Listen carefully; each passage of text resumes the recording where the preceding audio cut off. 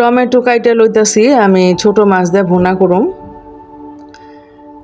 আর ডিম সেদ্ধ করছি, কাঁচকলা পেঁপে দিয়ে রান্না করুম।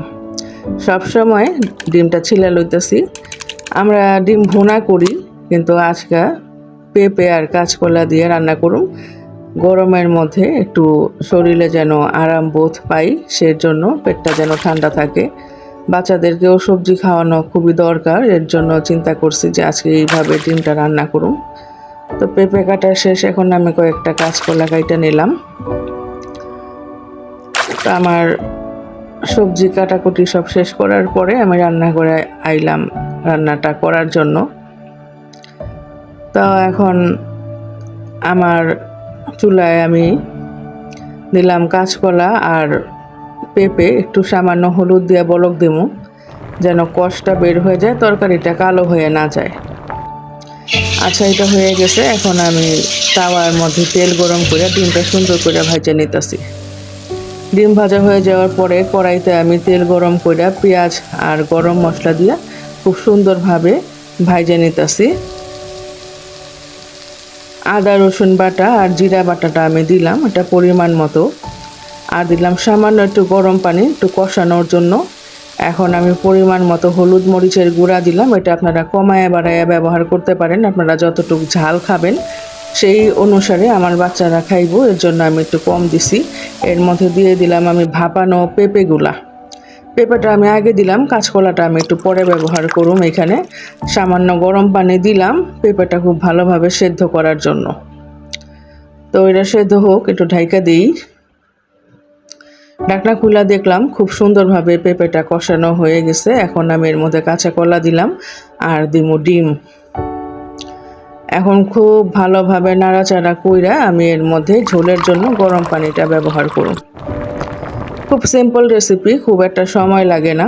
এই রান্নাটা আপনারা কইরা আপনারা বাচ্চাকেও খাওয়াইতে পারবেন, খুব ভালো লাগবে, ওদের স্বাস্থ্যের জন্য খুব ভালো। আবার বাসায় যদি কোনো রোগী থাকে যাদেরকে হালকা পাতলা খাবার দেন, তাদেরকেও দিতে পারেন। আচ্ছা, একটু ধনিয়া পাতা দিলাম, কাঁচামরিচ আগে দিছি। তো এটা তো কমপ্লিট প্রায় হয়ে গেল। এটারে আমি এখন পাশের চুলাটায় নামায় রেখে নিব, পরবর্তী রান্না করুন।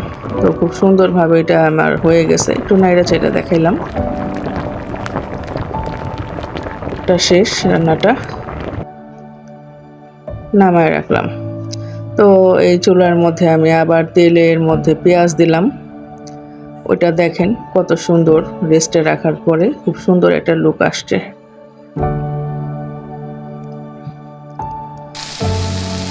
তো এই পাশে চুলায় আবার পেঁয়াজটা ভাজা হয়ে গেছে মোটামুটি। এর মধ্যে আমি শুধুমাত্র জিরা বাটা দিলাম, এর মধ্যে আমি আদা রসুনের বাটা দিইনি, শুধু জিরা বাটা। খুব ভালোভাবে ভাজা নেওয়ার পরে গরম পানি দিলাম। এটা আমি ছোট আইর মাছ ভুনা করুম, এর জন্য আমি এখানে আদা বাটার ব্যবহার করি নাই। আর দিলাম হলুদ মরিচের গুঁড়া, জাস্ট এইটুকুই, আর কোনো কিছু না। মাছের খুব অল্প পরিমাণ মশলা, অল্প উপকরণে মাছটা খুব ভালো হয়। মাছের অতিরিক্ত মশলা, অনেক রকমের মশলা আসলে ভালো লাগে না। তো ভালো মতো কষায় আমি টমেটো আর একটু গরম পানি দিলাম। আপনারা চেষ্টা করবেন মাছে শুধুমাত্র একটু জিরা বাটা আর একটু রসুন বাটা দিয়ে মাছটা রান্না করতে, সেই মাছের স্বাদটা খুব অন্যরকম আসে। এই যে আমি এখানে কয়েক পিস ছোট আইড় মাছের টুকরা নিছি। এই মাছটা খুব টাটকা ছিল, এটা আমি ভুনা করুম। তো এই যে আমি এটা যে এখন মশলার মধ্যে দিলাম, এটারে আমি হালকা আছে কিছুক্ষণ ঢাইকা রান্না করুম। মাছ সবসময় আপনারা চেষ্টা করবেন একটু কম আছে কিছুক্ষণ ঢাইকা রান্না করতে। কাঁচামরিচ কাইটা দিলাম আমি, তাহলে কি হয়, মাছটা খুব সুন্দর রান্না হয়, ভেতরটা সুসিদ্ধ হয়, খাইতে খুবই টেস্ট লাগে। আপনারা এই টিপসটা মাছ রান্নার ক্ষেত্রে ফলো করবেন, তাহলে আপনাদের মাছ রান্নাটা আগের থেকে বেশি টেস্টি হবে। আর বাচ্চারা যারা মাছ খাইতে চায় না, তারা খুব ভালোভাবে মাছটা খাবে।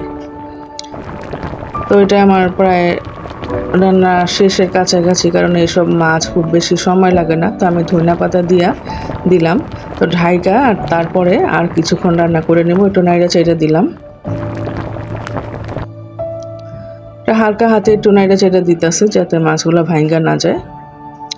তো এই ছিল আমার ভিডিওর শেষ পর্যায়ে। আমি আপনাদেরকে একটু দুইটা রেসিপি একটু সুন্দরভাবে বাইরে দেখানোর চেষ্টা করতেছি। আমার এই রেসিপি দুটো ভালো লাগলে পরবর্তী ভিডিওতে সঙ্গে থাকবেন আর এটাতে লাইক সাবস্ক্রাইব করবেন। খোদা হাফেজ।